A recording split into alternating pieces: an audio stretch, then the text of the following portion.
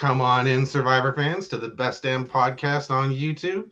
With me, as always, is my brother Drew. I'm Dave, and we are discussing Who's Who in the Zoo, Episode 9. Oh, I love that title. Yeah, and we are discussing it straight up. Now, the one thing I've noticed about this season, where it's so compacted, most of the shows are really just a day. Like this is just day 17. Oh, yeah. Yeah. Like it goes from the night of 16 all the way till tribal on night 17. It's one day. And Jeff said it right out of the beginning, or right out of the gate, I should say, like, there's going to be nowhere to hide. It's going to be a fast-paced game. And, he's holding true to his word in awesome fashion. Like, I think you can agree. Like, would you say this episode, you liked it better or worse than the one before it? I like this better than last week's. Yeah, I like this better than last week's. Not as good as the merge one, though. The merge one was very good. I enjoyed that. But like they've all been of the same caliber lately. That's a good point. Yeah. You know what I mean? And plus or minus a couple degrees, but it still has a 22. And sorry, that's Canadian for some of y'all. But what would be like a rank out of 10 for this? Like, what would you say? Best episode of the season? Is it like? I put it at maybe an 8 out of 10.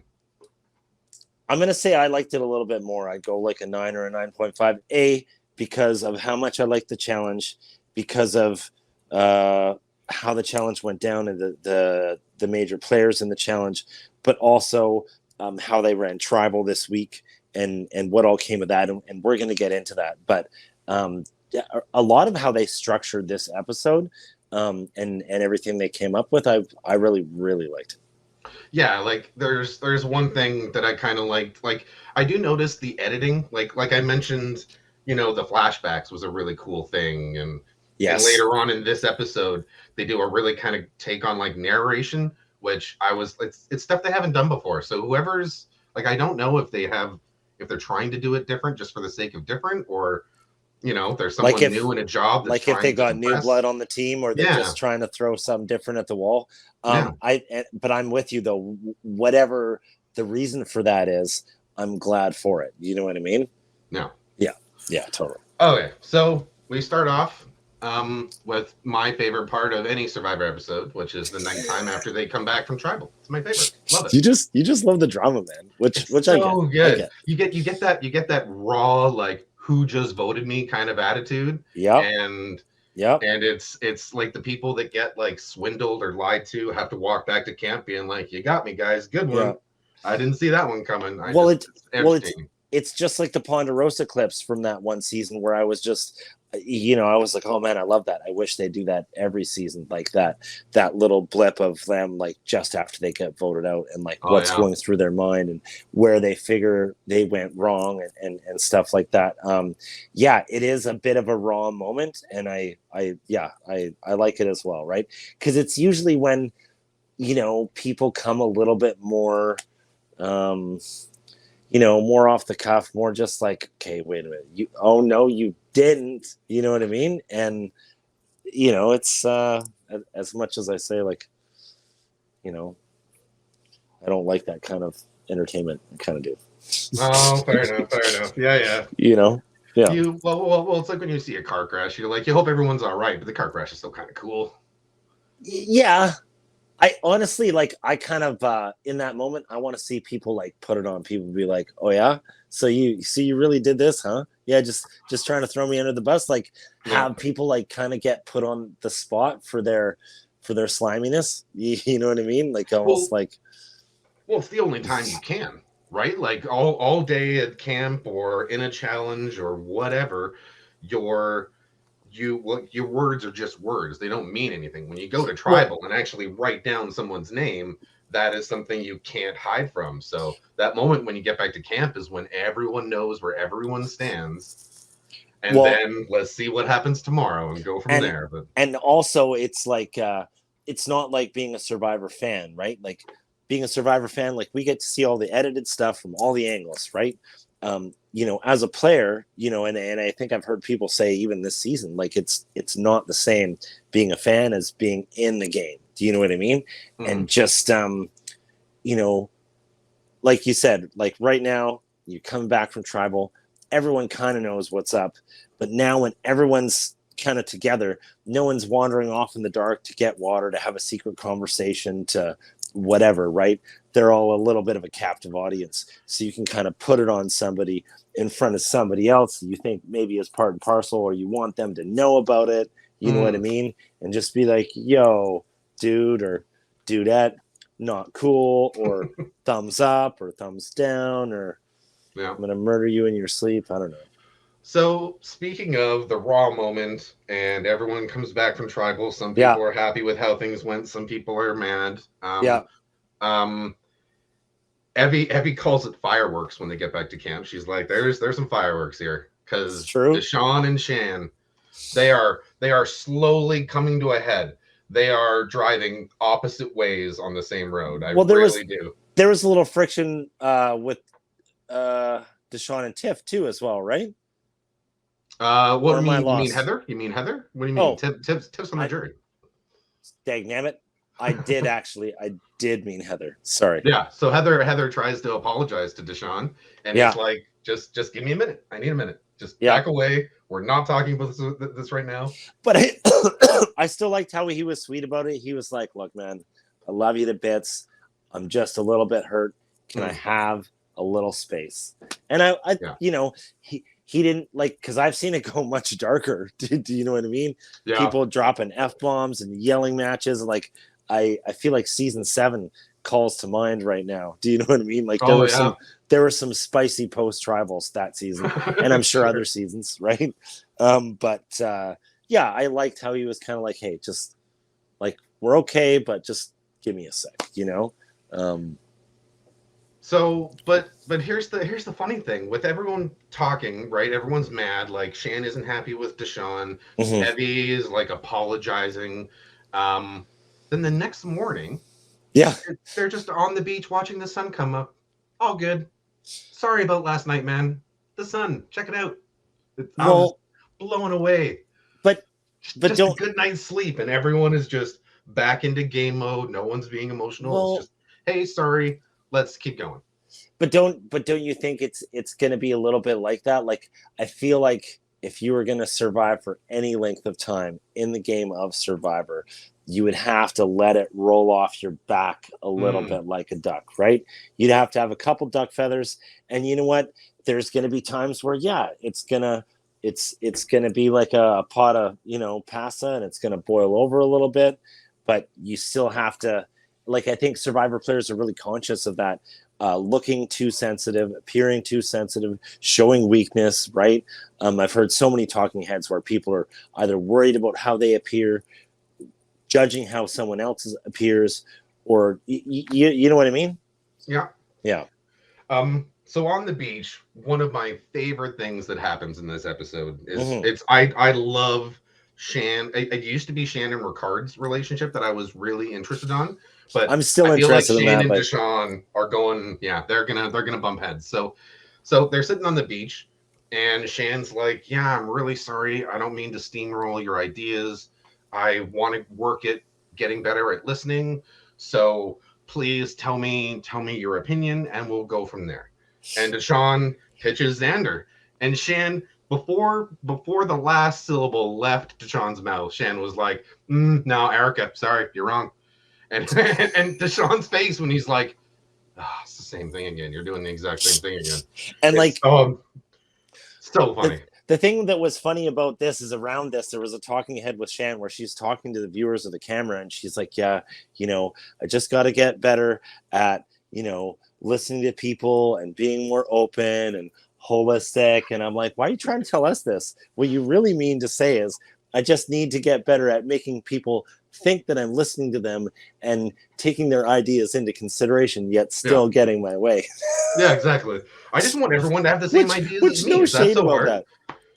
But I almost wonder sometimes, like, if the players in Survivor are almost rehearsing for what they're going to say to the other contestants while they're doing the talking head. Do you know what I mean?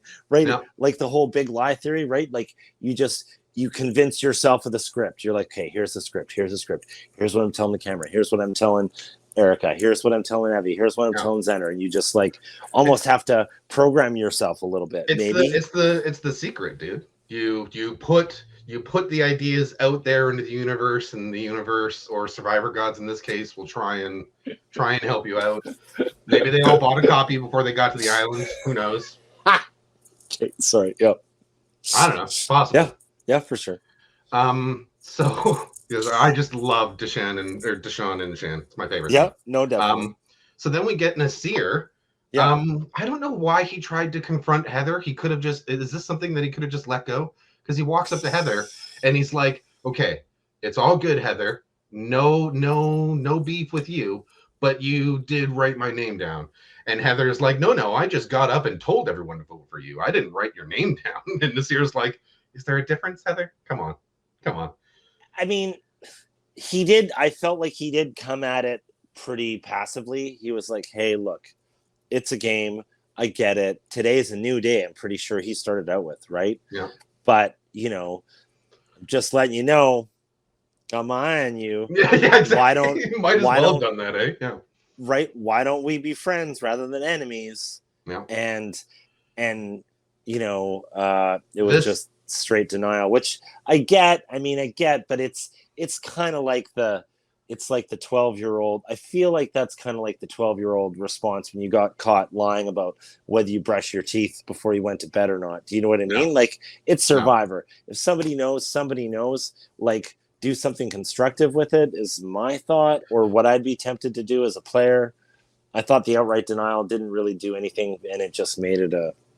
Yeah, exactly. But if that didn't happen, then we wouldn't get the great reveal of over the shoulder, in between both of them, there's two trees, and they zoom in on Xander, and it zooms right in on him as he's doing a talking head, where he's like, I was the one that voted Nasir. Like this. Like from... Oh, wait, I can't do it. From behind a tree. Yeah. The distance. No. Okay. That doesn't work. But he's like from behind a tree, like looking like, it was me. Yeah. Which I kind of don't understand why he voted Nasir, but whatever. Maybe just he threw a random vote out there just to create chaos, maybe? Random? Homie's got an idol. There's only one vote for Nasir, though. No, but there's three idols in play. Xander didn't actually think Nasir was going home, did he? Do you think he just threw it out there just to maybe force that conversation tomorrow between Heather and Nasir? I definitely could see that, actually. Right? I think he's smart enough to, I think he's smart enough to dump out the fish bucket and blame somebody else. Eat all the peanut butter, yeah. Or take all the sugar. Yeah. All the sugar, yes. Yeah. So then we learn an interesting fact about Ricard, which I'm surprised it took them 9 episodes to reveal. Interesting. Yeah. He's completely deaf in his right ear. Yeah. Huh. But I mean, okay, so like one of my best friends in life is deaf in one ear, and I've known that guy well over 15 years. I'd say maybe 16 years. And even still, after it's been some time since we got together last for coffee, I still forget about it. And then I'm like, oh, yeah. Oh, it's easier if we're walking or talking if I'm standing on one side of you, right? So he probably just hit it. Or Ricard probably just always put himself on one side of the gaggle so he could always, right? So if he's deaf right ear, he's always like putting himself over so he can hear this side. Nobody would notice. Why would anybody notice? I'd be curious if anyone wants to post in the comments if you know anyone that's hard of hearing in one of your ears, or just hard of hearing in general, I guess. Does it really sound like the way the show portrayed it, where it's just kind of muffled, and they really tried to show you what Ricard hears, and I'm curious how accurate that is. Because if that is accurate, I am impressed he's made it this far. If that's really how bad his hearing is, I am impressed. Like, my opinion of Ricard did a 180. Respect. I don't think it's that much of a disability. I mean, the buddy that I'm talking about that I've been friends with a while, that's deaf in one ear. He plays your old roommate, right? Yeah, I don't want to say any names. Of course. but like, plays team baseball, has a really active job, super smart. I don't think it. I think it's literally like an inconvenience in social settings if you're at a restaurant or at the dinner table, say for Christmas dinner. But I don't think it's something that really affects you, and I I don't think know. it's also something that you would really learn to adapt to. You know what I If mean? if I need subtitles to watch Survivor, I can't imagine being hard of hearing playing Survivor. That's the thing that seems. There's a Well, lot of so whispering. There's so a here's lot the of. so But I here's guess if the you're good at lip reading, you can watch an alliance go over there and talk, and you can well, did he kind of say that make some he things. could read lips? Yeah, yeah. He Okay, didn't like brag about being the best, but he said, yeah, you've got to really watch people and look at their body language, and so you sure. can really determine inflection because you might not be Because able to notice tone. this may be like 3 episodes old later for 3 episodes late of critique, but I was thinking about some of the live travels that happened the last little bit, where I literally watched people, cup the back of somebody's neck like it Yeah, was a lover's embrace and whisper sweetly in their ear, like, yeah, so, right? And I was amazed at how the mics on the show picked that audio up, because when you saw the subtitles of those live travels, you heard it and you're like, oh yeah, okay, that's what they're saying. So then, like, is there any chance of like, did someone whisper in Ricard's like wrong ear, or is that something that just it wasn't really oh, that notable? And the that's a good people on point. the I never thought show about that. actually knew. Like maybe Shan knew that. Like, hey man, like okay, they're sitting around, doing fire watch late at night. If you got to whisper something to me, like whisper at this side because I'm deaf I'm this gonna side. So that's I'm gonna pay attention the next couple of tribals and see if people only go because I don't think because no one else seemed to know about him being deaf in his right ear. Like he brought it up on day 17. well, So I'm we got curious if people will only whisper in that ear from now on, or should I go back and watch where there well was a we failed got we got attempt at told gaining about it on Ricard day because they were just 17. on the run? It didn't Wow. just come up on day 17. Yeah, but We found Ricard out talked about it. about it. Yeah, So either well, they just edited in Ricard talking about it, or it's the first time he brought it up. I'm Either one. wondering, and actually, now that I'm thinking about it, I'm wondering why that's significant. Well, I guess we'll find Well, out. he brings up that if he were to win, he'd be the first hard of hearing winner, and I was like, really? I was thinking of some other older winners, and I'm like, no, I guess I've never seen anyone with like a hearing aid on Survivor. Sure. So I guess maybe he's the first person to actually be like, legally deaf in one ear to play. That's kind of surprising. There's been like hundreds of people that have played, so I'm really shocked Sure. that can't be true. But anyway, Well, but there haven't been hundreds of people that have won. no, true. But Yeah, anyways, 40, all right. 40 people have won. Not counting all those other like I've been thinking about getting into like Australian Survivor. I've heard it's good. So then we get one of my not one of my favorite parts, but it's up there. Xander, Erica, Shan, and I think Danny are sitting on the beach, and then the what's the joke we're gonna go with? We're gonna go with the alliance. We're too shy to name because we're white. Decide to get up and go down the beach and talk. So Deshaun, Danny, Liana, um, Ricard, and there's someone else I'm missing. Anyway, I think I might have named them all. Anyway, Mm-hmm. and I like Xander and Erica just being there. Like, did they just do that right in front of us? Like, they decided to go off on their own right in front of us. Xander's like, yeah, they probably think we're all idiots and won't work together because we're all on the bottom. Yep. I mean, I feel like Xander is doing it. I really get this sense that he's been playing a little bit of a long game.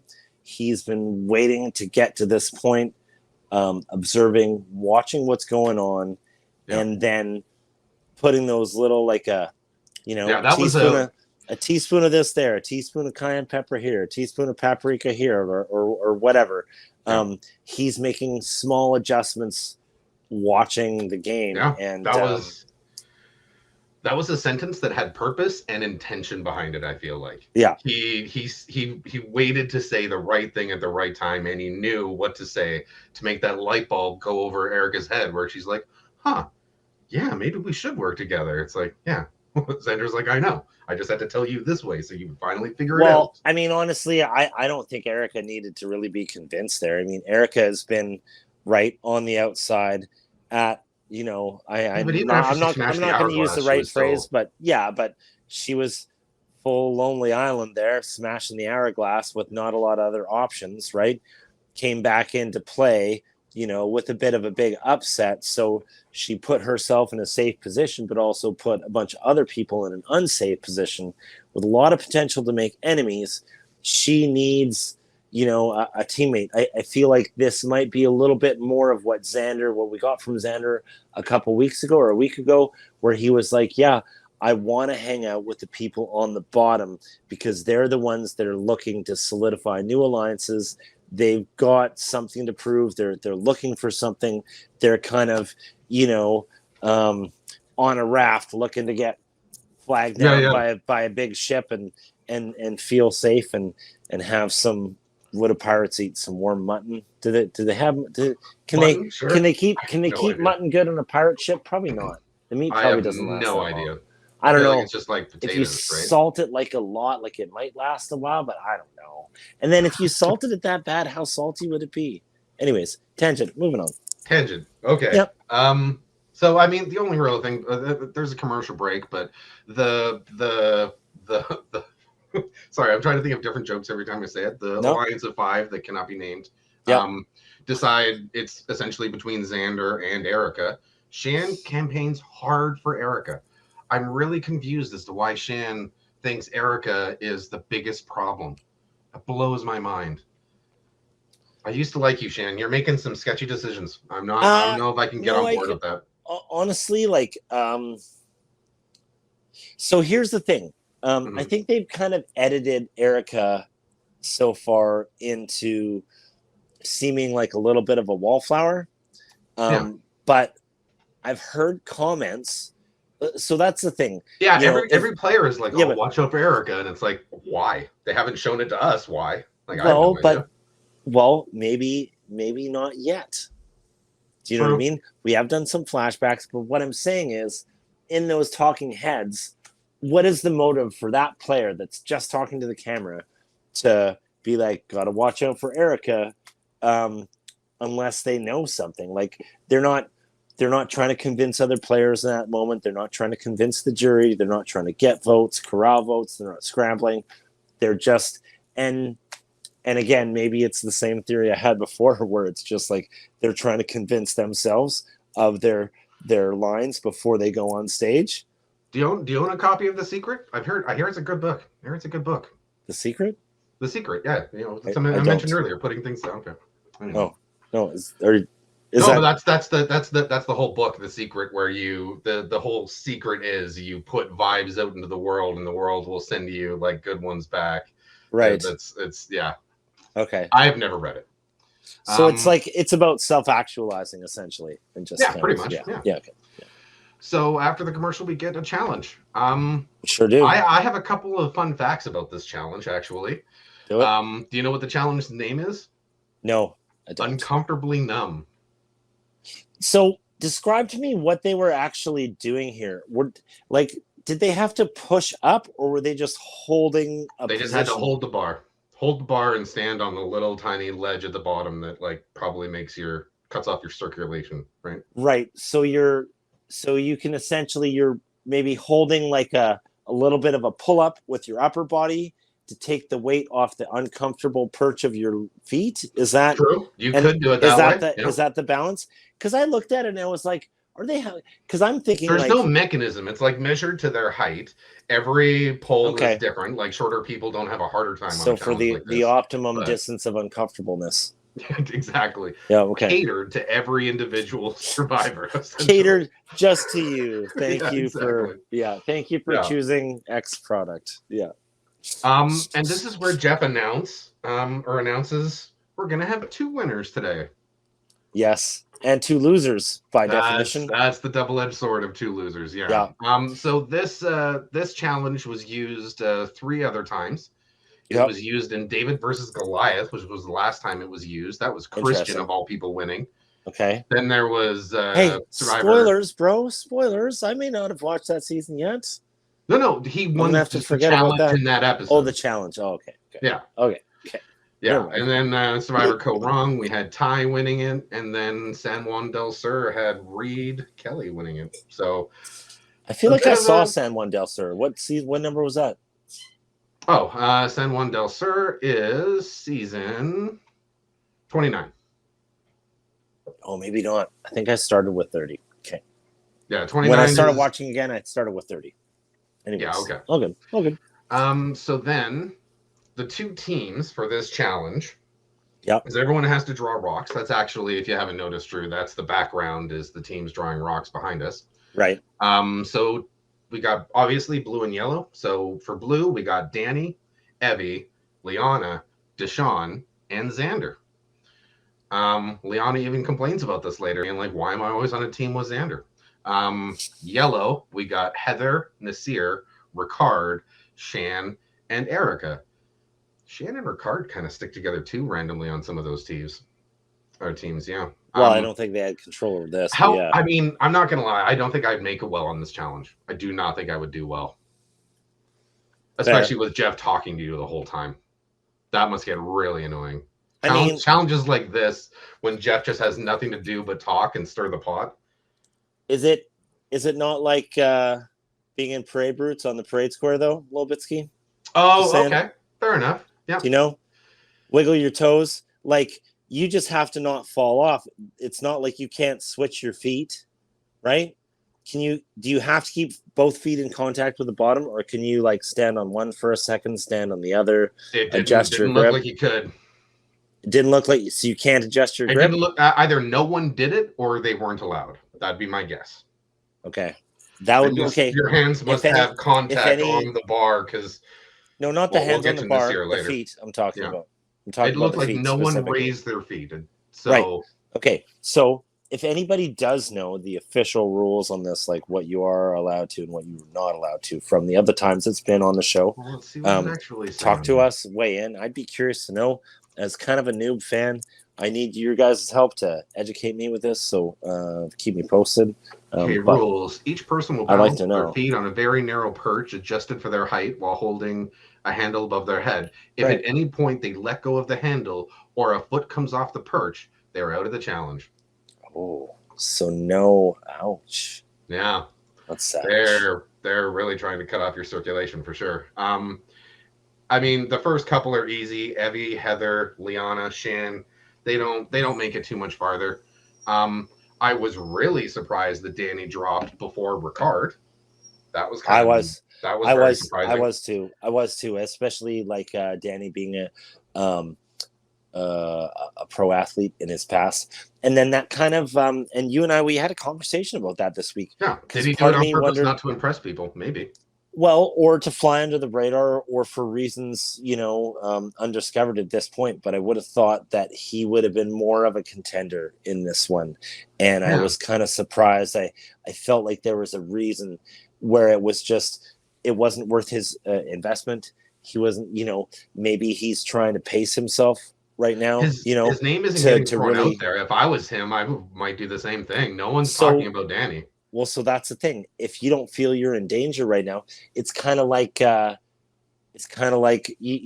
old Survivor trope of like, if you're not in danger, you're probably in the shelter sleeping while everyone else is scrambling, right?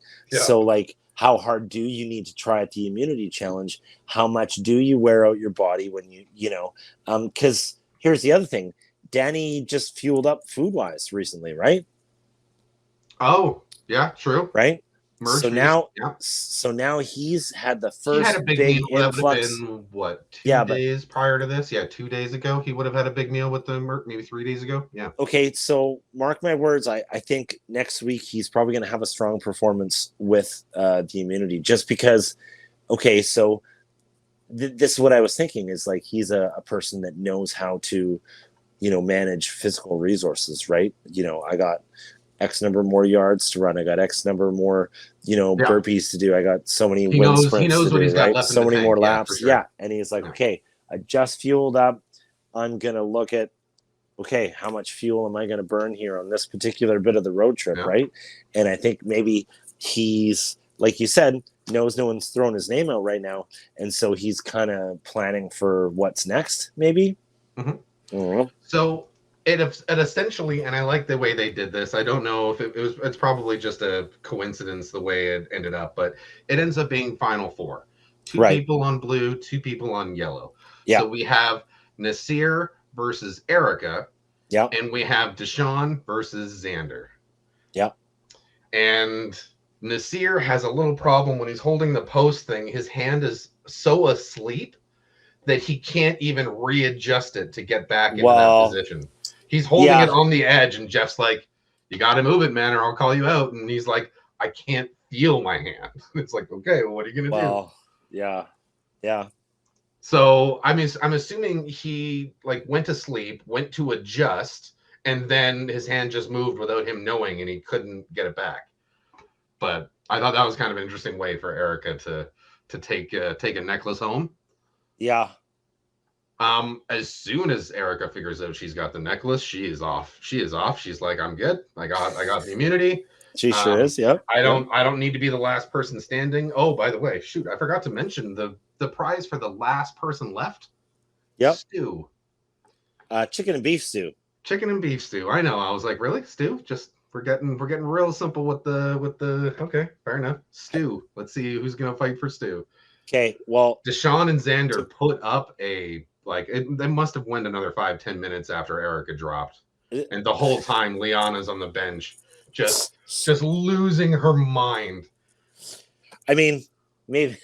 I mean, maybe it's capitalism, but I mean, you're like, really, just chicken or beef stew? Because there's a line later on in the episode. They've given away cars and helicopter rides, and this seems super stripped down. Do you remember? Nothing. Well, okay, well, we'll talk about it at Tribal, but Xander makes a comment later where he's like, Jeff, you super undersold that. It was so much better than just what you described it as. Like, they're like, oh, you had stew. And Xander's like, no.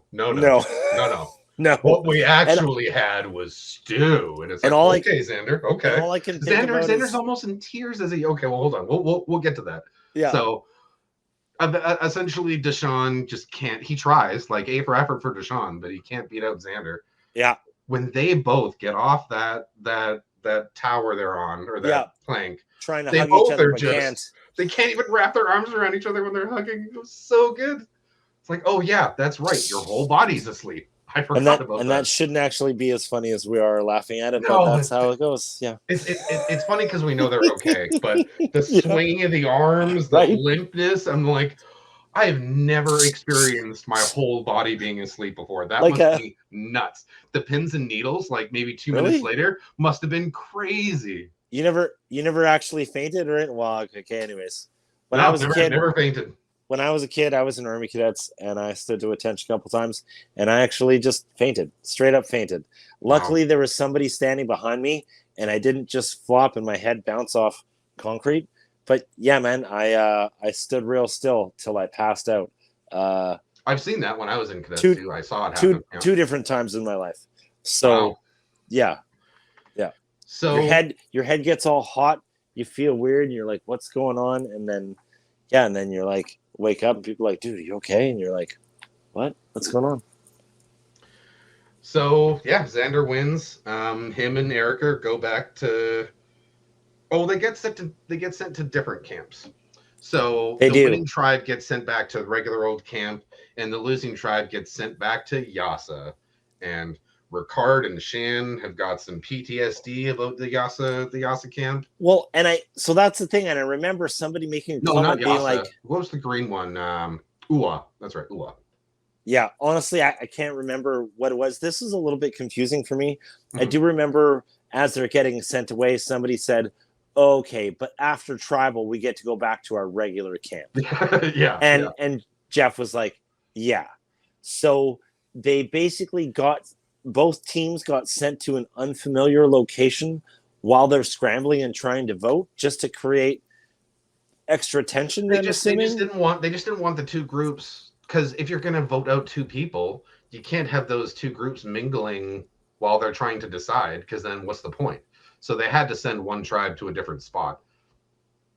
Oh, yeah, I understand. Right, because Yep. they don't want the alliance of five that we can't name because we're white. We can't have them just run the game again. It can't happen. So we gotta try and split them up. But what they essentially did, if you think about it, like looking at the teams again, they almost split it up like perfectly, right? So Right. like on one tribe, Heather, Nasir, Ricard, Shan, Erica. You'd have to think like when I was watching this, I'm like, oh, Nasir, Ricard, Shan are going to vote out Heather or Erica, and on the other side we had Danny, Liana, and Deshawn. So I figured like the big alliance, if you include Nasir and call it six, they were split evenly between the two teams. Yeah. So Yeah. I For was sure. I was very excited to see what was going to happen next, who was going to butt heads and why. Um, then we go to a commercial break, and we come back to Xander legitimately crying as he's eating this stew. He is like, it's so beautiful. Even in his talking head, he burps. He can't even finish a sentence, and he's like, "Yep, still digesting that delicious stew." I loved it. I've I never seen Xander so happy. Made me happy. dude, okay. So back to that friend I had back in the day.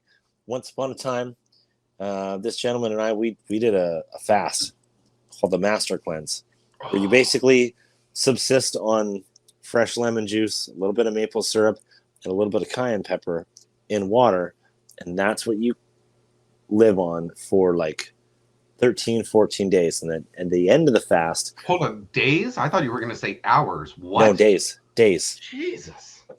days. So it's equal parts. You basically you freshly squeeze like lemons, the pulp, the juice, right? Mhm. Equal parts maple syrup, and I think it's like, I don't know, it's like 2 tablespoons of each in like a liter of water or a quart of water, and then 1 teaspoon of cayenne pepper in a 1 liter water thing, and we would drink like 3 of them a day. Mhm. And then at the end of the day, you would have a digestive tea.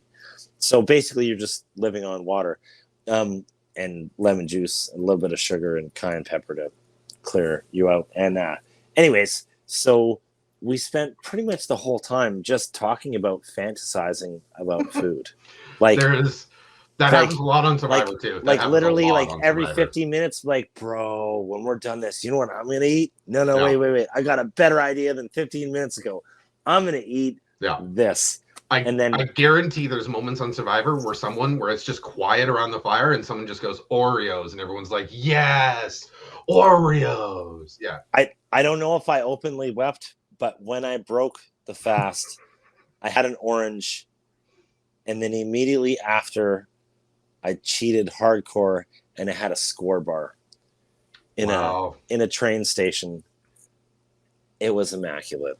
I I probably was holding back some tears, definitely wet eyes. Oh So I can relate when no.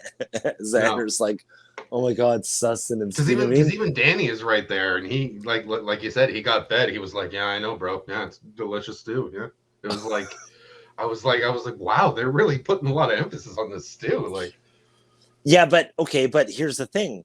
They haven't had rice stores this year. So yeah, like this season is like a whole that's different ball game. probably So we're the first talking meal like Xander's had yet total. Because he like gave up his shot at the feast because he and went okay, went went to the bench instead of Erica. So Xander has really just had rice and coconuts. so I'm gonna say this, I'm gonna use this reference. I feel like this was being stuck inside for 8 to 12 months, waiting for COVID to be over and getting your first vaccination shot and being like, okay, I'm not going to die. Do you know what I mean? No, Like, no. because, the first time you get sustenance after being scared and underslapped and underwarmed and all that kind of stuff for a while, like, there's that, primal part of you, I think, that's just kind of like, okay, I'm not dead. We're gonna be okay, guys. All right, how's it going? And now you can like emotionally focus on For like sure. what's going around you a little bit, right? So Anyways, so the next segment I'm gonna call "Here Comes the Prom King." Because okay, after Xander has his stew, he realizes everyone wants to talk to him. he woke up with nothing, like on the bottom, and Right. now he's got, he's now safe. He's good to go. Nice. It's I love you, Xander. I'm not making fun of you, bro. but Awesome. Okay. but so I especially like this little moment between Xander and Liana, Yeah. because Liana is still like, Xander knows Liana hates him, and he doesn't trust Sure. Liana. But whenever Sure. they talk, they play the game of, yeah, we're former Yasa, we're all buddies, right? You know what? So Liana walks up and goes, I can't believe Liana tried this. This was the dumbest thing I saw in the episode, in my opinion. Okay. She tries to pull a Shan and goes to Xander and goes, yeah, let's vote out. I can't remember who she says, Nasir or something like that. And she's like, I'd feel more comfortable if I had one of your advantages. Would you be open to giving it away? And he has this very good line where he's like, yeah, maybe. And she's like, oh, really? Really? You're going to give me the advantage? And he's like, oh, not to you. And they both just kind of laugh at each other. And it's like, they know each other are enemies. They just haven't had the opportunity to strike at each other yet. But that's another relationship that's going to. But you know what? What's ahead. Interesting, I think about that is, like, honestly, I think if the two of them haven't or didn't square off against one another, if the two of them were sticking together right now, like, I could see Liana and Xander taking down Shan and Ricard. I could see that too. If Liana's not going to do it though. If they weren't, North and South poles on a magnet right now. You know what I mean? Like, yeah. And I think maybe that's a little bit of a testament of the teary moment that Shan laid out when her and Liana went on that individual challenge of, like, here. And I like, I don't know, man. Like, I'm going back to, like, Johnny Fairplay, like Hearts and Flowers, right? And maybe the Hearts and Flowers are true. Maybe the Hearts and Flowers are not true. But there's definitely some Hearts and Flowers played this season already, and I think it's paying off for some people. But yeah, part of me wishes that Liana and Xander were sticking together. I think both being younger players, I don't know. So, part of me, I can't help but feel like there was a missed opportunity here. They should work together. They both got good minds. Maybe they will. I mean, the season's not over. I'm not gonna lie, not a Liana fan. She, like, and I don't know if this is the way she that latched on to Shan so quickly that I'm just like, play your game. Like, Shan's at least trying to play her game. Liana is not playing her game, or if this is her game and she's playing really strongly, then the one I don't like is, like, the constant brooding looks around the fire. Oh, I know. Camp. Do you know? Just her and Ricard are first and second in that category.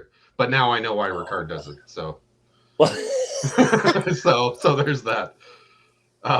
So then we get to one of the things we mentioned earlier, like the cool new effects, where the winning tribe is talking, I wonder what's going on at the losing tribe side. Cut to the losing tribe all sitting around making rice, and you have the winning team narrating, like, well, these people are tight. They won't work with this person. This person thinks this person isn't cool, so they're probably going to talk. And it hits the nail right on the head. The winning tribe is like, yeah, those people can't work together. There's going to be... I just thought it was very interesting having one tribe narrate for, like, 30 seconds the other camp's life. Okay. I thought that was a cool effect. I haven't. It wasn't just one talking head. It was audio from, like, all 5 of them talking about the other 5. Right, like it was kind of a tribe talking head. Yeah. So I thought that was kind of a cool tribe, effect, if you will. I'd be curious if anyone wants to make notes in the comments if it's been done before, but I don't think I've ever seen it done before, and I thought it was a nice. I don't know. I like it. Like, it's something different. Yeah. Yeah, like. So I'm trying to think of a sappy first date reference. Like, we went out here. We went out for theater and something on the beach, and it was nice. So we get the losing tribe. They have to figure out who to vote for. Shan is campaigning for Heather. Okay. I mean, but I mean, you've got the losing tribe, but they still have to both vote somebody out. But so Yeah, yeah. it's weird. I know it The is the tribe losing without tribe. Stu. This Can the I tribe say without that? Stu. Fair. I guess No I'm Stu locked. tribe. I'm still locked into that. The losing tribe is the only one voting somebody out, and now there's a Oh, losing okay. tribe, and then they both still have to vote somebody out. So, anyways, okay. So where are we at? We're talking with who, Shan and who. decides Heather has to go. Nasir is on board, and then Nasir just decides to tell Heather, "Hey, Heather, I respect you. That's why you're probably going home tonight. Sorry." Like, I can't believe he did that. You never do that. That's a cardinal sin in Survivor, telling someone they're going home. It's ridiculous. Why would you ever do that? Well, I mean, you would do it if you felt like the overly nice person, but like you said, everyone else is going to look at it as a complete betrayal and a lack of character or a lack of able to hold the story together until after tribal's done. Basically, an inability to be part and parcel to a blindside, Yeah. right? So I mean, You can't hold your mud together just to get somebody out. I mean, what are we even doing here, right? exactly. Erica and Heather essentially sit on the same log. Um, they're just, I guess, waiting for people to come up to them. And they talk to everyone. Nasir comes over, goes, "Hey, Heather, sorry, you're going home." Nasir takes off. Then after a little bit of discussion, Ricard comes over and he's like, "We should get out Nasir." And I really like the Ricard and Shan conversation, because Shan is like, "Yeah, we just have to get out Heather," and Ricard is like, "Why? Like, no alliances, no idols. Why? She's a So goat. What are we so even doing here, Shan?" So give me 10 seconds here. Again, same thing as I've said a couple episodes before, more than once with Ricard. Ricard is that smart where he gets something from Shan and he's like, why? And like, Yeah, because I think sometimes she makes a plan and she just and logically so, like, you know, it's like the whole uh yes. Shan is really well stubborn like and emotional. Like, well like really.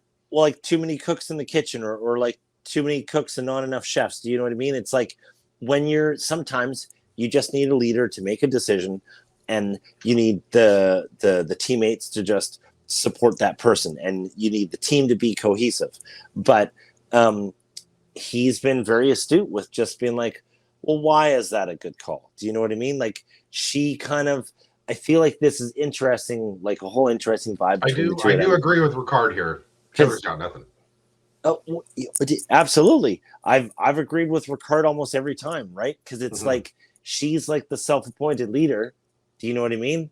And Definitely and self-appointed. Yeah. yeah, and he's like, okay, why is that a good decision? And that's the thing is like, so she's a strong player, she's a great player, but she hasn't accounted enough for Ricard, where she has to have a good enough plan to sell to the serfs, right? But she has to convince her lieutenant, and she can't even convince her lieutenant. And I think that's kind of where her game is Well, falling apart a little Well, bit here's right the now. first example of that. Like, very good point, by the way. Mm-hmm. When Ricard is trying to explain to Shan, like, "Hey, I have this plan. You don't have to get your hands dirty. Just give me your extra vote, and I'll just do this. You can do whatever you want, but give me your extra vote, and I can make this happen just by myself." And Shan's like, "I can cast my own extra vote, thank you very much." And Ricard tellingly looks at her and goes, "Will you though? Like, will you? You know what I mean? Like, Ricard doesn't even fully trust Shan. Yeah, Like, her BFF from day one on Uwa is still like, the are you one gonna are you gonna go along with my plan? I the think Shan only likes plans that are her idea. And yeah it used to be, when she was on Uwa, it's like, wow, you're cutthroat. Good job, Shan, playing this game hard. A for well effort. But now that the merge has happened, there's been like emotion into it, and she seems like kind of bullheaded, where she's just like, no, no, this is the right way. I said it. It okay must be the right way because I said it. So why is no one believing me? It just seems kind of weird. But okay yeah, that so that that scene when Ricard was like, "Will you though?" I was like, "Ooh." When Ricard's not even Shan's so trusted, like, I don't know. so there's a little bit of a tangent. You may or may not cut this. We might need a boop boop out of the episode. But I saw a little thing on the internet today, and trust everything that you see on the internet. Yeah. That's how life is. Yeah.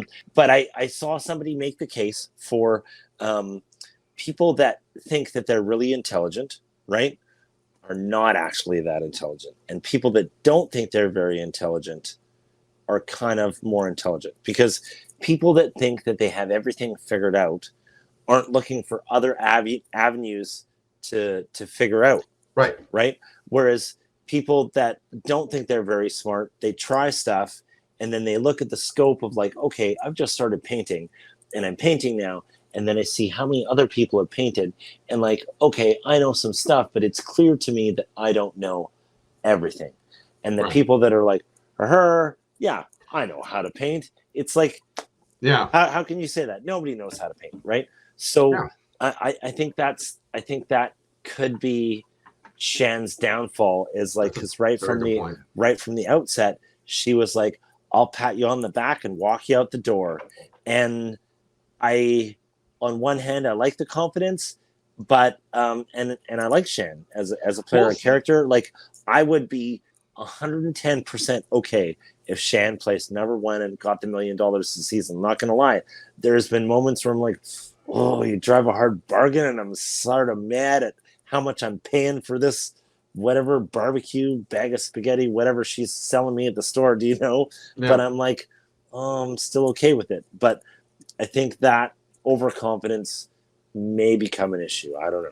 Well, like the third person to talk to Heather and Erica on the log is Shan right before tribal. Yeah. She comes over and goes, just tell me it's not going to be me or Ricard. Like, it's definitely Nasir, right? Like, this isn't going to come back on us.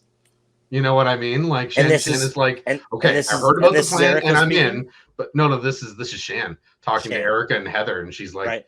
okay, Ricard told me the plan. We're gonna vote Nasir, but you better not screw me or Ricard, because they could. And then Heather, for some stupid Could reason, they goes, though? well, it I could mean, be you. Shan's got an idol. They Yeah, but couldn't screw an they couldn't idol is screw only Shan and good. Ricard unless they couldn't screw Shan and Ricard unless Shan and Ricard missed it, because between the Yeah. two of them, there's an immunity idol there. So if one of them got voted out, it would be their misfire and their misplanning, because they have a position of power. Yeah, but I mean, an idol doesn't mean you're safe. Like, and No, we'll get to that earlier. Just because you have an idol doesn't mean anything. well, no, You can have an idol in someone else's pocket. Doesn't matter. no, it You doesn't need to have matter. it at the right time and know when to play it. It's essentially a get out of jail free card, but you have to know you're going to jail the turn prior. You know what I mean? Like, it's Yeah, totally well, useful there. anybody, okay, You can't play an idol after the votes are read. Well, except for one time, but that was a stupid okay, idol, and I don't okay, want to talk about everybody, it. podcast fans, Merge Maniacs, Survivor buffs, those peeps. I'm gonna throw something out controversial, but I feel like if you're gonna win Survivor and you've got an idol, you need to know that you got to play it. If you are worthy of winning the game and you go home with an idol in your pocket, then obviously you weren't worthy of winning the game. That's Like, a very good point. like I agree it's with that. it's like a hammer and nail in your tool belt, and there was like a board on the wall, and you're just like, well, I didn't think I was gonna hammer that up, you know, Yeah, like, yeah, I hear you. like, if you have that ability and you just miss it, then without that ability, you were still gonna miss it essentially. So, and I don't want this episode to be too long because we do have two Sure. tribals to get through. Yeah. That's essentially what the yellow group is trying to figure out. Like, is everyone on board with Nasir, or is there going to be funny business? Is it just going to be a simple vote with Heather? That seems to be the storyline moving into the yellow group's tribal. These were both two very tough votes. I know. So back at the winners, or the tribe that had Stu, if you will. There's a whole bunch of different theories. Danny, on one hand, just thinks, why are we even talking about this? Let's vote out Evie. It's an easy vote. Um, Xander tries to talk to Danny. Danny's like, yeah, let's just go Evie. And Xander's like, oh no, you can't even. You don't want to shake it up at all. And yeah, it was kind of a mess on the other side. It seemed like Erica, no, not Erica. Who was the Let me just double check. Yeah, it's essentially Deshaun. Not sure who he's going to work with. Xander doesn't trust anyone at this point, which I don't disagree with. So Fair. I guess the storyline moving into the blue tribal was kind of a mess. Like, is it going to be Evie or question mark somebody else? That's kind of the storyline I read from the winners. Like, it's either going to be a simple vote or stuff's going to go crazy. So then we go to tribal and we get the puzzle. Now, I'll admit this. I had no idea. First puzzle that fooled me. No idea. I stared at it for a good 15 minutes. Paused the episode, got up close to my TV, did everything.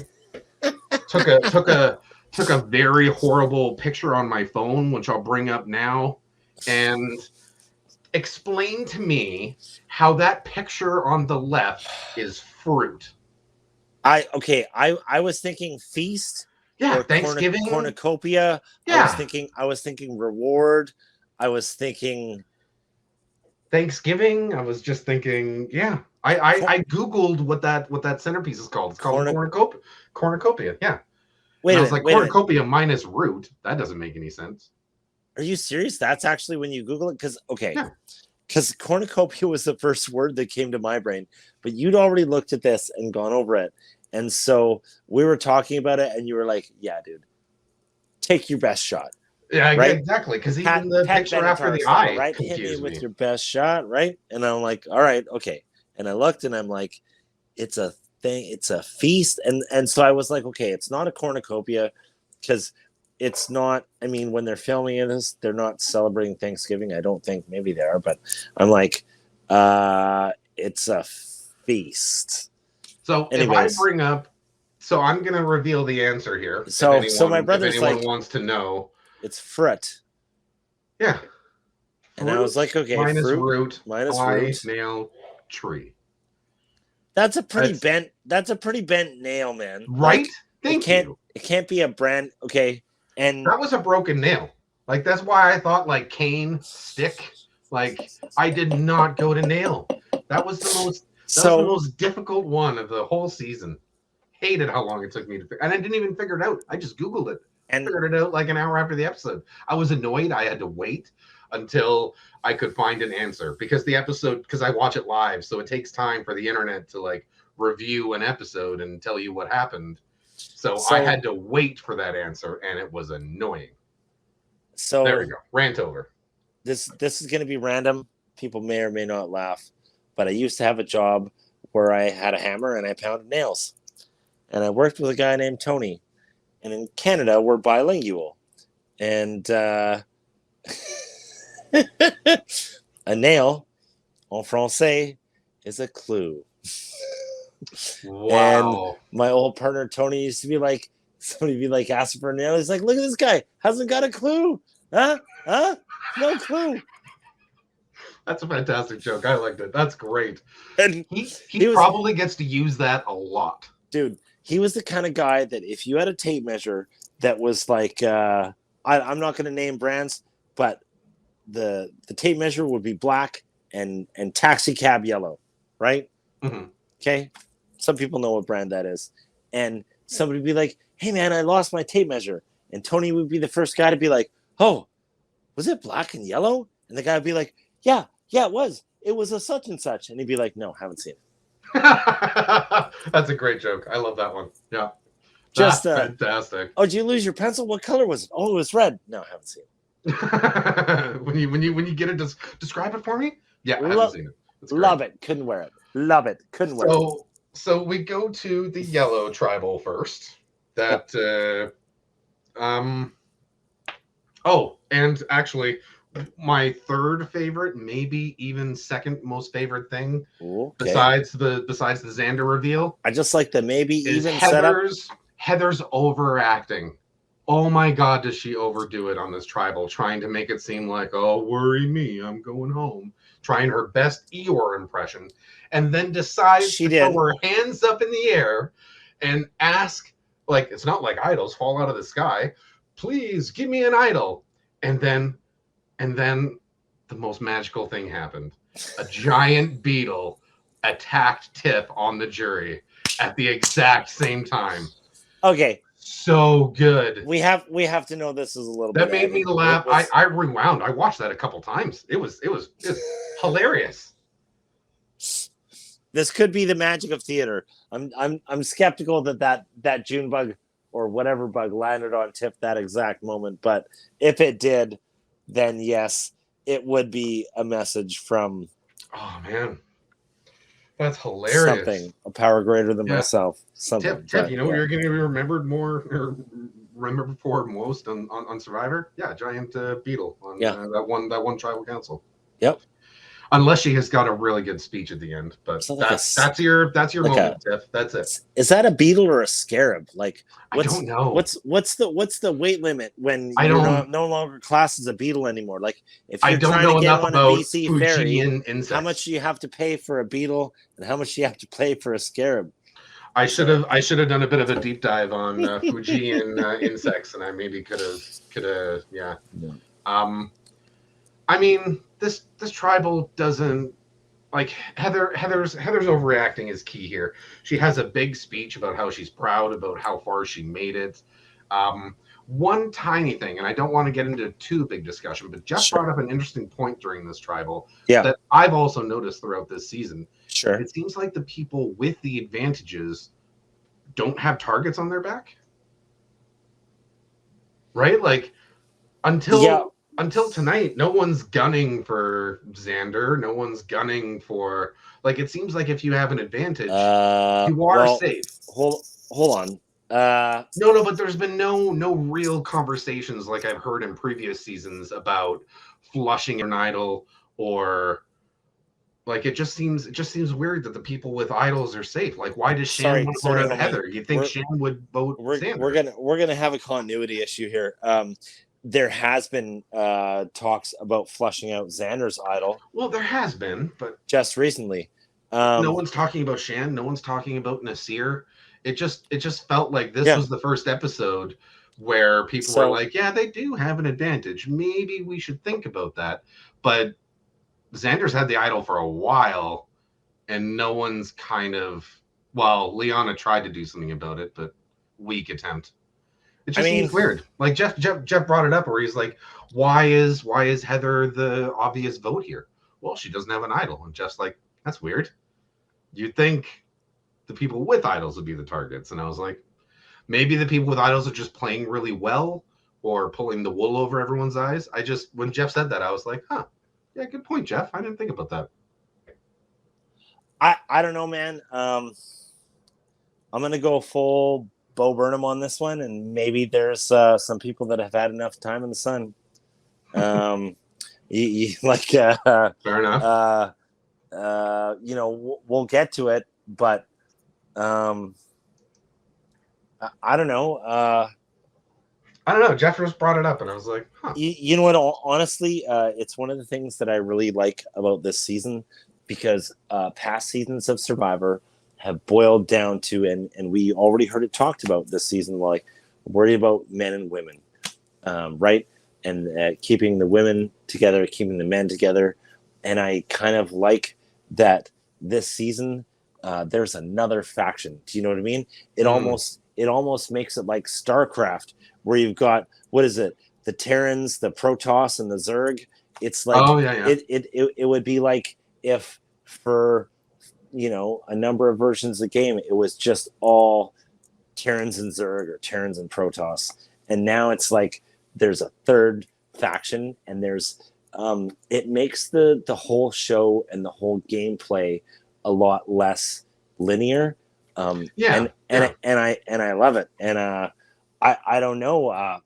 Honestly, like I don't know what's going to happen, and I'm sure probably in a lot of other seasons that there was probably some kind of alliance that was existing where you had the war between different tribes or men and women or different factions, and maybe it just wasn't edited in, you couldn't see it, but I really like that there's a number of different groups, of people trying to band together and Yeah. make their own, agenda heard.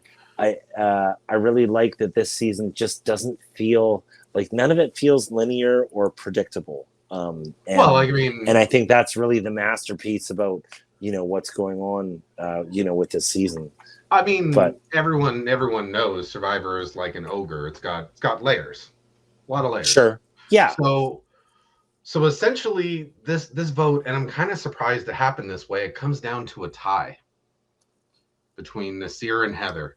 Nasir's face when he realizes it's a tie, and he can no I longer vote. I am trying to think of like who would vote for Heather here. Like I just because like how are there players that don't know Nasir's got an idol here?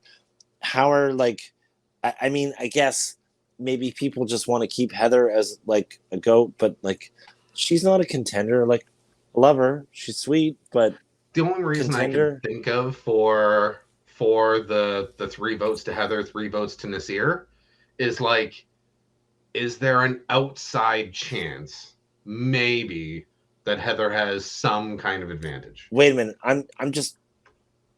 What do you Because mean? they tied them and they re-voted, but What do you Heather and mean? Nasir What do you can't mean? What do you vote mean? when Is they're there an tied. outside advantage that Heather has an advantage? We would have seen it if she had one. No, but I could see why. But the other people don't know that, right? Shan doesn't Oh, know yeah, that. yeah, Ricard doesn't know yeah. that. Okay, but wait.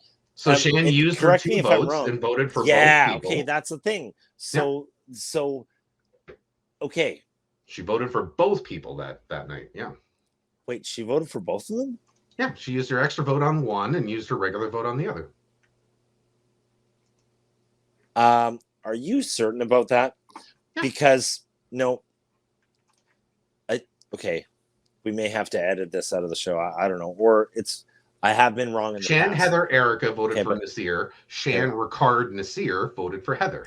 So okay, Bringing a tie. dude, there is 0 point to vote one side in a vote. That essentially negates both votes. I'm almost positive that Shan voted Yeah. to one side. Then it wouldn't have been a tie. There was five of them. So how would they tie with five people? Why would you vote one left, one right?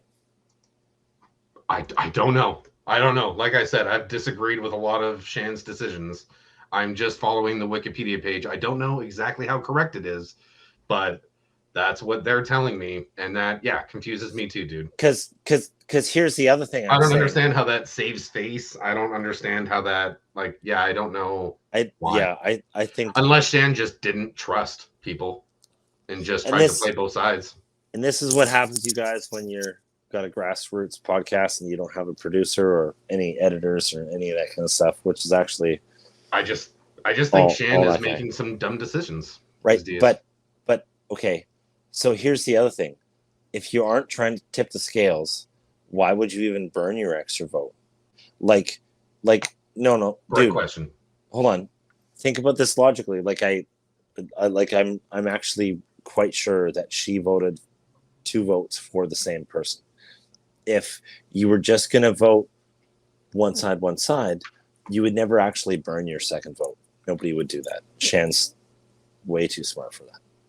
So I think we need to go back. There has to be a reason, but there has to be a reason. Maybe just forcing a tie to maybe trick Nasir into not playing his idol. I don't know.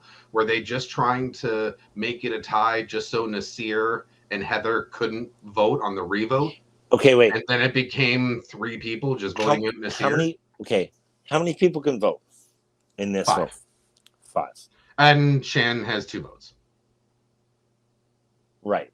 If she uses it, but she did. She did. She did use it. Yeah, well, that's the whole conversation Ricard had with her. He's like, I need to do this to try and get out Nasir. Can I have your extra vote? And Shan's like, no, I'll use it. And Ricard's like, will you though? So I think Shan legit tried to save face. Like the hidden second vote she had is like her going rogue and sneaking one through, being like, no, no, I wrote down Heather's name. Don't get mad at me, Nasir. Even though her extra vote was what caused the tie and forced a revote. Maybe. That's the only way I can think of she might be thinking. But yeah, it Okay. doesn't make any sense to me. Yeah. Maybe Okay. maybe we'll get one of Dave's favorite scenes where it's all dark and night vision next episode, and they'll be either mad about what Shan did or happy about what Shan did. I have no idea. All right. Well, it's a new podcast. We don't actually have all our information. We'll have to see how. So, I mean, there's not too much to say about the next tribal, to be honest, until Deshaun legit says the name of the episode, which is, yeah, a phrase I've never heard anyone say ever. Which I am definitely going to use in my future. Like, yeah, you're going to reference it from now on? Yeah. Dude, I love that. Who's who in the zoo? It just rolls off the tongue. I can't believe I feel like I was confused. Do I put a question mark in the title in the top left? Do I put a question mark? Is he asking a question? I don't know. It's a weird sentence. It's a question. It's definitely a question. I should have put a question mark in there. Okay. I mean, it's I mean, if not a question, it's a challenge. Right? Jeff. Yeah. Well, yeah, exactly. I wasn't sure. What do you got? It's a weird sentence. But so Jeff starts talking to the other tribe, and that's when Xander brings up the stew was really good, man. The stew was really good. You totally undersold it. Just when I think you couldn't get any stew, you totally redeem yourself. Yeah. It was like Xander in that tone. He was like, oh my God, you totally undersold that. Yeah. It was so good. And he's talking about like the broth. The warmth of the broth. He's mentioning all the components. Yeah, he's like you can Carrots. Tell as he's describing it, he's tasting it in his mind. It's like an amazing rock song that comes on the radio when you're coming home from work and you're like, oh no, dude, okay. I was in a bad mood, but now I'm not, right? And it's just like, and you're like, and he's like showering, reliving that memory of just the amazingness just dripping. Okay, wait, no, that's not right. We're not going there. But so Jeff talks. He was in the moment. Jeff talks to a couple of them, and then he turns to Evie and he's like, "Hey, Evie, I've talked to a couple of you guys so far, and you guys haven't said anything. They're all just giving politician answers." And so Jeff's like, "Okay, scrap my line of questioning. Danny, how comfortable do you feel?" Or like, how comfortable do you feel? Or you feel? And everyone's just like, yeah, pretty good. And you know what I kind of like? When Deshaun is like, oh, you first. Sorry. I like that the contestants are stumping Jeff, because there has been a lot of times when I'm like, Jeff will say something to somebody and I'm like straight out of like a Matlock or a Law and Order where I'm like, objection, Your Honor, leading the witness. You know what I mean? And I have that moment where I'm like, no, dude, let them make their play. You're trying to poke the beehive right now. And I love you, Mr. Probst, but at the same time, I kind of like that the contestants gave you a little bit of a shutout on this one. We're like, then he switches tactics. He switches tactics and goes, okay, I'll ask everyone the same question. And I'm like, good money puck. Yep. And so everyone goes, yeah, feeling pretty safe. And that's when Deshaun is like, yeah, so someone lied to somebody. So we're going to find out who's who in the zoo here. And Jeff knows that there's nothing more need to be said. Nothing more. Yeah. He just goes, on that note, it's time to vote.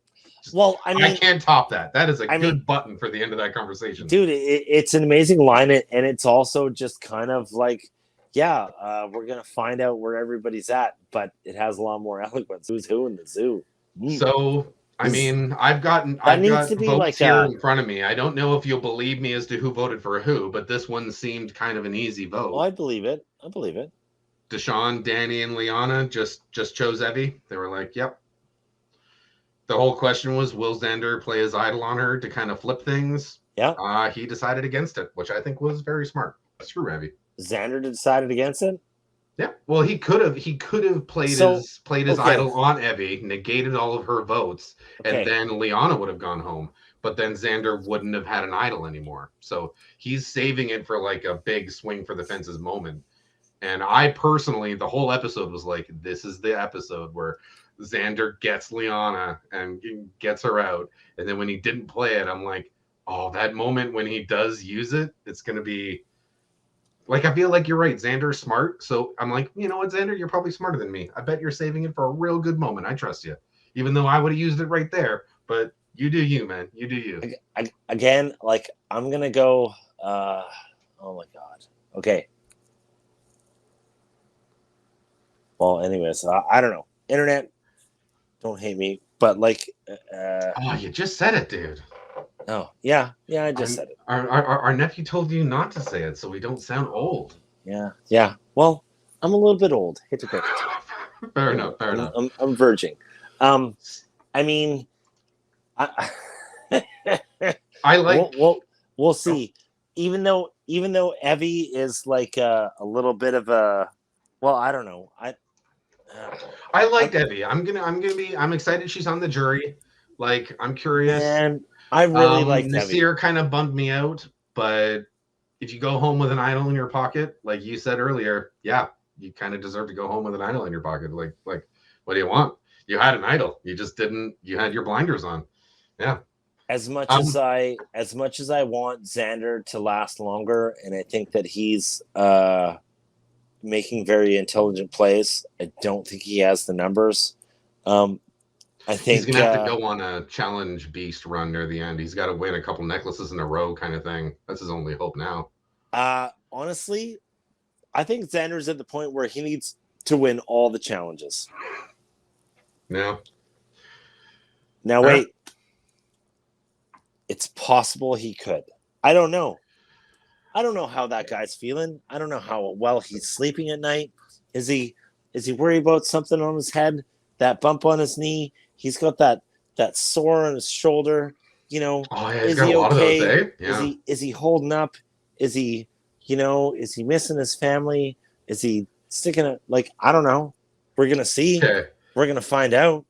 So essentially, yeah, we're gonna end it here, but I'm gonna give you the title of next week's episode. So yeah, join us next Sunday where we'll be discussing the episode, and you can say a few things if you want about this, because this is a great name. It's almost, I would say, better than Betrayed. Baby with a machine gun. Baby with a machine gun. Okay, that's pretty good. That's a good episode. The one thing Do you have any predictions as who's gonna say? You know what's interesting, and I'm gonna let fans of the podcast know here. So, no, dyslexic. Yeah. So, it's Amir. Yeah, that guy over there, he doesn't even watch the next week on Survivor. Won't do it, but he knows the episode, the name of the new episode, Baby with a Machine Gun. So that just describes, like, wow, I don't even know. Deshaun. That describes Heather, indiscriminate shots. Erica. That tells me somebody is gonna get hit. But it doesn't scream Shanty or Ricard or Xander. Opinion. Like I feel like someone on the bottom is gonna shake things up. That's what I think when I heard that title. I think Erica is a baby with a machine gun. Heather could be a baby with a machine gun. Not Shan. I don't think someone would say Shan is that. Okay, wait. I'm gonna predict it right here. Who are the two people voted out this week? Oh, Nasir and Evie. Which are like 8 people left. Let's be real. Nasir and Evie are 2 hard-hitting eliminations. Like that. Like right now, the people left in, because I remember looking at both the tribal councils going in, and I remember a couple comments where people were like, "Yeah, here's what's left. I have 4 other human beings around me. Somebody here is going home, and I have to be honest, all of them were people that I wanted to work with." Yeah. Was that Deshaun that said that? I can't remember. It might have been Deshaun. I think it was Deshaun. Yeah. Yeah. And I feel like even though Deshaun wasn't on both tribals, I feel like that statement was probably true for almost everybody in the game right now, right? Everyone is like looking at who they're going to work with, but they're also, like people are kind of dropping off like flies, and not dropping off like flies, but just the game is so fast paced. It's going to be really hard to predict. Okay, so right now, in closing, super short, who's your top three right now? I'm gonna no longer make a head pick anymore. I'm just gonna go with my heart. I'm gonna say Erica, Xander, Ricard. That's my honest to God heart's pick. That's my final three. I'm going to go Xander. I'm going to go Xander, Danny Shan. Oh, I find it okay. Fair enough. I find it hard to believe that Xander and Shan are sitting in the final three. And I agree, and I'm going to mirror what you said. That's a bit of a heart pick. Gotcha. Maybe it's not possible for that many good players to get into the final three without edging somebody off the road and bringing in a bit of a goat. That's kind of how I feel, but they're my favorite players right now. Well, I'm not going to apologize about that. You don't need to apologize. No apologies here. Your opinions are valid. It's okay, Deshaun. I hear you. If anyone has any other picks they think for final three at the episode 9 point of the season, I'd sure love to see them. We'll mention them on next week's episode. If anyone has any ideas for other final threes, we could both be very wrong. I think I'm right though, but we could be wrong. Dude, I wouldn't be mad if you're right. I'm just trying to contribute here, man. Like I know. It's all good. Well, we'll be here next Sunday, and peace out.